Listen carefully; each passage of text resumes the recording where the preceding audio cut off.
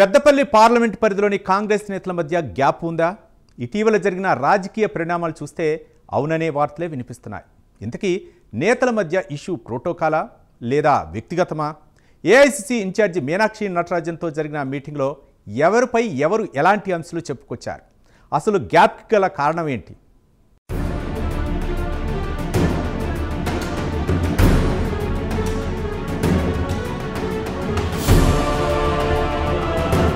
AICC incharge Meenakshi Natarajan old MLA quarters లో పార్లమెంట్ల వారీగా ఎమ్మెల్యేలతో పోటీ చేసి ఓడిపోయిన నియోజకవర్గ ఇన్ఛార్జి నేతలతో సమావేశం ఏర్పాటు చేశారు.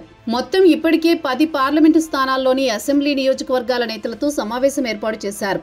ఆదిలాబాద్, పెద్దపల్లి, కరీంనగర్, నిజామాబాద్, జహీరాబాద్, మెదక్, మల్కాజ్గిరి, హైదరాబాద్, చేవెళ్ల, మహబూబ్ నగర్ పార్లమెంటు పరిధిలోని ఎమ్మెల్యే ఇన్ఛార్జీలతో సమావేశమై వారి నియోజకవర్గంలోని సమస్యలు, ప్రభుత్వ పథకాల అమలు, ప్రచారంపై ఆరా తీస్తున్నారు.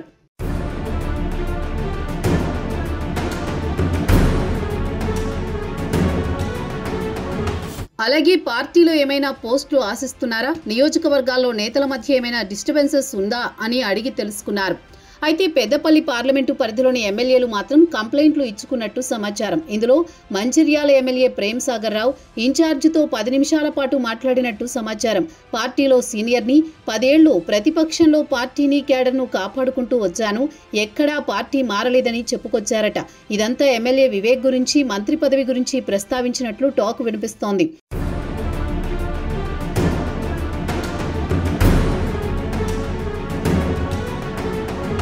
అయితే తనకు అన్నీ తెలుసని ఇన్ఛార్జి చెప్పారట. ప్రేమ్ సాగర్ రావును ఓపికగా ఉండాలని సూచించారట. అలాగే పార్టీకి అన్నీ తెలుసని చెప్పినట్టు తెలుస్తోంది. దీంతో ప్రేమ్ సాగర్ రావు సైతం మీడియా ముందు మాట్లాడలేదు. కానీ చిట్ చాట్ లో మాత్రం తాను ఏం చెప్పాలో, ఎవరికి చెప్పాలో వారికి చెప్పినట్టు తెలిపారు. ఇక ఇదే పార్లమెంటులోని వివేక్, పెద్దపల్లి ఎంపీ గడ్డం వంశీకృష్ణ ఇద్దరు ఇన్ఛార్జిని ఒకేసారి కలిసి ఇటీవలే కాళేశ్వరంలో జరిగిన సరస్వతి పుష్కరాల్లో ప్రభుత్వం, స్థానిక మంత్రి శ్రీధర్ బాబు ప్రోటోకాల్ పాటించలేదని, స్థానిక ఎంపీగా ఉన్న ఎక్కడా తన ఫోటో వేయలేదని ఎంపీ చెప్పుకొచ్చినట్లు తెలుస్తోంది.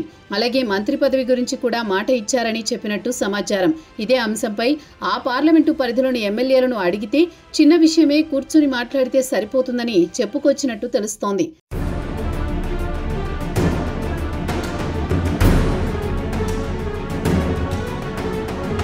అయితే మంత్రి శ్రీధర్ బాబు, వివేక్ మధ్య పంచాయతీ ప్రోటోకాల్ ఇష్యూ మాత్రమే కాదు. గతంలో వివేక్ బీఆర్ఎస్, బీజేపీ పార్టీలోకి వెళ్లిన విషయం తెలిసిందే.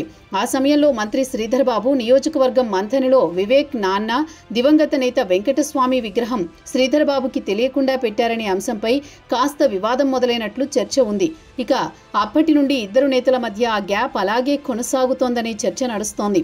ఇక ఇప్పుడు ఈ ప్రోటోకాల్ అంశం కేవలం ఒక కారణమే, కానీ అసలు విషయం మంత్రి పదవి విషయంలో వివేక్ కి శ్రీధర్ బాబు సపోర్టుగా లేరని, ప్రేమ్ సాగర్ పై పాజిటివ్ గా ఉన్నారని చర్చ సైతం ఉంది. దీంతో ఈ నేతల మధ్య గ్యాప్ మరింత పెరిగిందనే చర్చ ఇప్పుడు పార్టీ వర్గాల్లో నడుస్తోంది.